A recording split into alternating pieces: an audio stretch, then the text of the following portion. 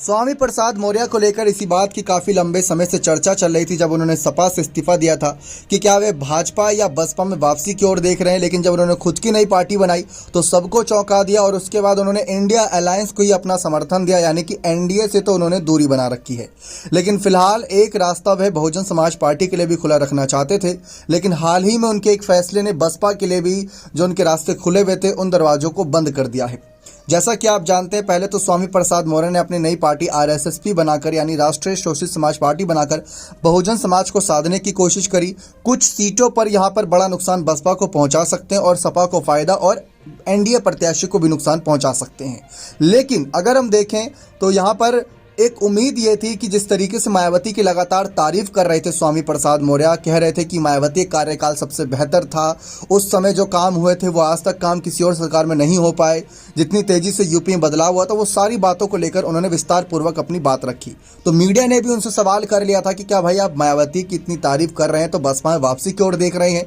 क्योंकि सपा ने तो आपके लिए दरवाजे लगभग बंद कर दिए हैं और एनडीए के साथ अगर जाते हैं, बीजेपी के अगर आप साथ जाते हैं तो जो आपने कहीं ना कहीं हिंदू देवी देवताओं को लेकर बयान दिए शायद बीजेपी आपको स्वीकार ना करे, क्योंकि उस वक्त काफ़ी साधु संत स्वामी प्रसाद मौर्य के बयान से काफ़ी आहत हुए और काफ़ी धमकियां भी मिली थी स्वामी प्रसाद मौर्य को। लेकिन हाल फिलहाल में देखें तो स्वामी प्रसाद मौर्य ने इस वक्त मायावती के सबसे बड़े दुश्मन बने और आकाश आनंद के लिए बड़ी मुसीबत बने चंद्रशेखर आजाद को खुला समर्थन देने का जो ऐलान किया, वही शायद एक आखिरी फैसला था, आखिरी मोड़ था जिसमें यह साबित हुआ कि स्वामी प्रसाद मौर्य बसपा में वापसी की ओर नहीं देख रहे। अब वे अपनी ही विचारधारा के साथ अपनी ही पार्टी को आगे बढ़ाने का पूरा जिम्मा उठाएंगे, क्योंकि ऐसा नहीं है कि कोई नई पार्टी बना रहा है तो उत्तर प्रदेश में उससे सफलता नहीं मिल रही है। हमने 2022 की विधानसभा और उससे पहले भी चुनाव में देखा कि ओम प्रकाश राजभर की सुभाषपा की बात कर ले या राजा भैया की पार्टी जो 2018 में बनी, आज 2 विधायक हैं उनके जो कि बसपा से ज़्यादा विधायकों की संख्या अगर देखा जाए, क्योंकि बसपा के पास 1 और राजा भैया के पास 2 विधायक हैं।